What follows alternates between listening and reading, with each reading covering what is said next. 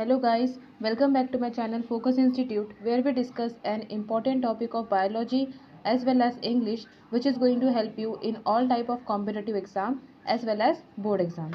The content which I am providing you through my videos are more than enough to crack any high level of competitive exam including CSIR NET, NEET, preparation of AIMS or any entrance exam, TGT or PGT biology etc. Okay, so in previous lecture we discussed about kidneys है ना कि kidneys होती क्या है, kidneys के functions क्या होते हैं।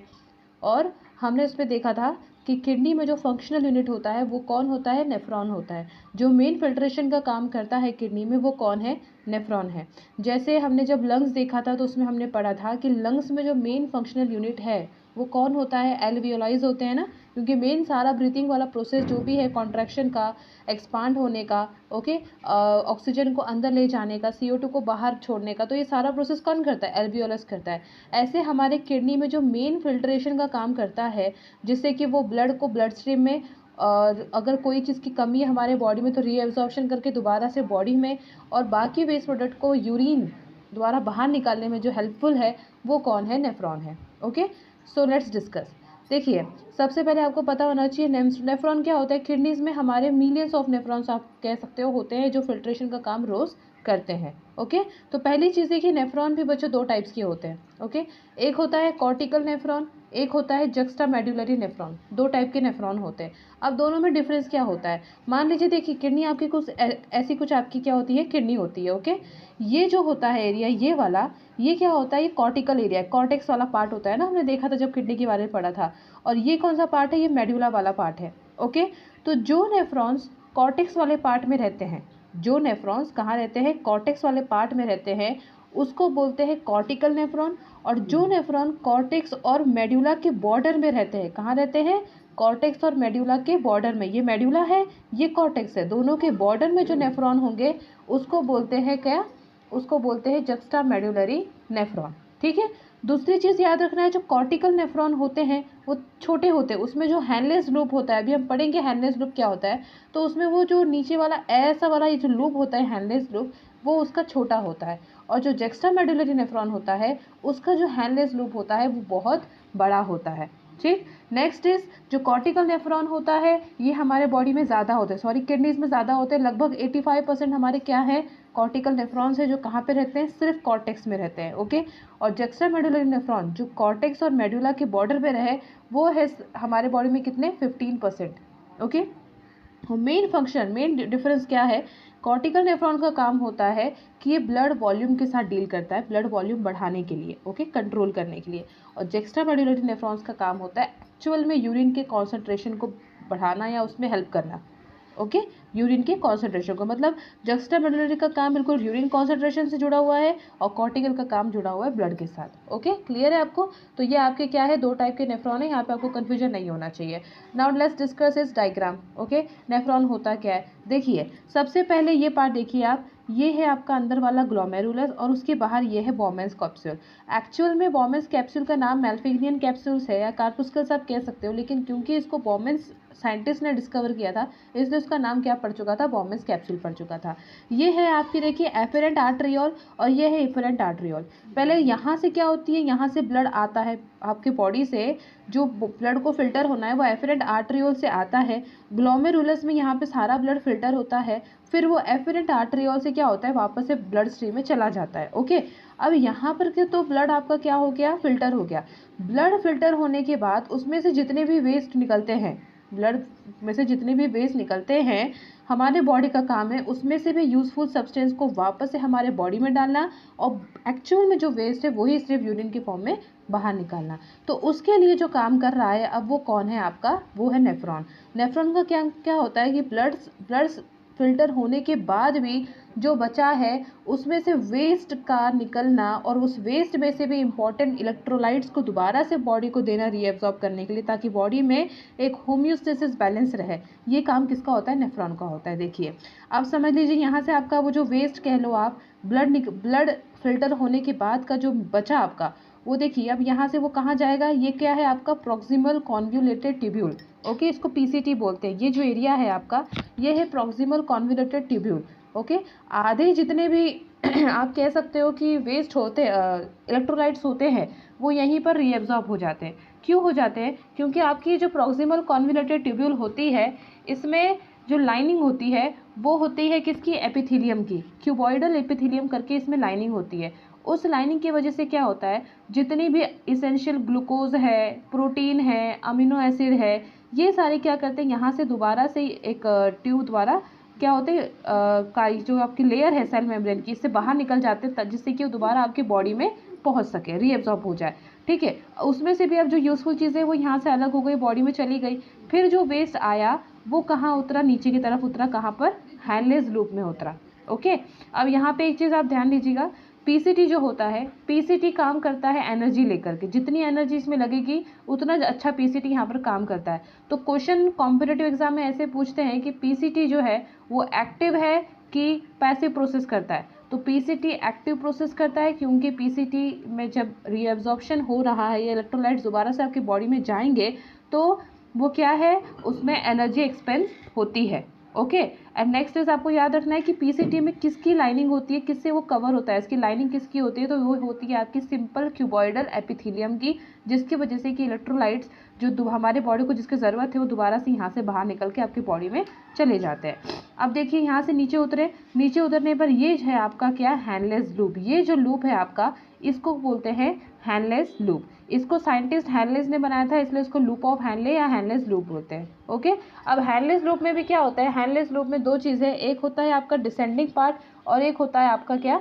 Ascending part. ओके, अब डिसेंडिंग और असेंडिंग में इसमें क्या डिफरेंस होता है कि जो ये डिसेंडिंग पार्ट होता है इसकी परमेबिलिटी अलग होती है और असेंडिंग पार्ट की परमेबिलिटी अलग होती है। देखिए, ये जो डिसेंडिंग पार्ट है आपका, इसमें वाटर परमिएबल है। वाटर परमिएबल का मतलब इससे वाटर बाहर निकला जा सकता है, अंदर बाहर कर सकता है, जिससे क्या होगा, अगर आपकी बॉडी में वाटर की कमी है तो H2O यहाँ से निकल करके दोबारा से आपके बॉडी में चला जाएगा।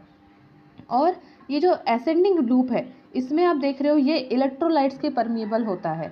मतलब इससे आपके यहाँ, इसके अंदर से इलेक्ट्रोलाइट्स जो है वो सारे बाहर निकल सकते हैं। तो मान लीजिए अगर आपकी बॉडी में सोडियम की कमी है या सोडियम क्लोराइड की कमी है, तो वो यहाँ से आपकी बॉडी निकल करके, इस लूप से निकल करके आपकी बॉडी में ट्रांसफ़र हो सकता है। ओके, तो ये डिफरेंस होता है असेंडिंग और डिसेंडिंग में। असेंडिंग से क्या होता है? वाटर परमिएबल होता है, और सॉरी, डिसेंडिंग में क्या होता है? वाटर परमिएबल होता है, और असेंडिंग में क्या होते हैं? इलेक्ट्रोलाइट्स परमिएबल होते हैं। ओके, इसका मतलब क्या क्वेश्चन आता है कि आपका ये वाला जो पार्ट है असेंडिंग वाला, ये क्या होता है? ये आपका डाइल्यूटेड होता है। डाइल्यूटेड इसलिए होता है क्योंकि अगर इसमें से सारे इलेक्ट्रोलाइट्स निकल गए, मतलब इसमें कॉन्सेंट्रेशन तो बचेगा नहीं, सिर्फ पानी पानी बचेगा, और पानी का मतलब क्या है कि वो डाइल्यूटेड होगा। ओके, बाकी अब इसकी पूरी हम आगे डिस्कस करेंगे।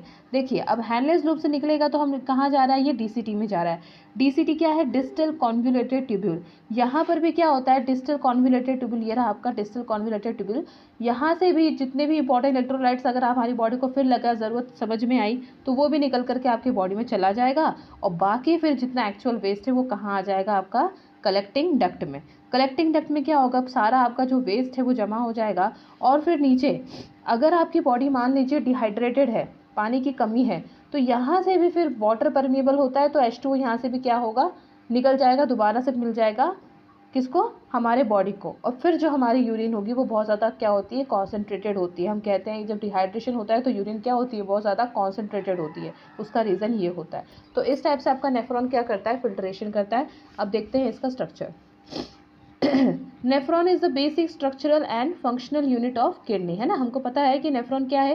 किडनी का जो मेन फंक्शनल पार्ट है वो कौन होता है? नेफ्रॉन होता है। They are microscopic structure. ये जो नेफ्रॉन है ये एक माइक्रोस्कोपिक स्ट्रक्चर है। ओके, और ये किससे बना है? रीनल कार्प्यूस्कल्स और रीनल ट्यूब्यूल से। अब इसमें कंफ्यूज नहीं होना। रीनल कार्प्यूस्कल में देखिए दो चीज़ आती है, एक आता है ग्लोमेरुलस, है ना, जो हमने ऊपर देखा, जो फिल्ट्रेशन का काम करता है। ये देखिए, ये वाला ग्लोमेरुलस और ये वाला बोमेंस, ये दोनों मिला बनकर बनाते क्या है? रीनल कार्प्यूस्कल। ओके, और बाकी यहाँ पे जो ट्यूब्यूल है, ट्यूब्यूल में क्या क्या आता है? पहली चीज़ पीसीटी आ गई, दूसरी चीज़ हैंडलेस लूप आ गई, और तीसरी चीज़ डीसीटी आ गई। तो PCT plus loop of Henle plus DCT, ये बनाती है रीनल ट्यूब्यूल। ओके, नाउ अब देखिए स्ट्रक्चर ऑफ नेफ्रॉन।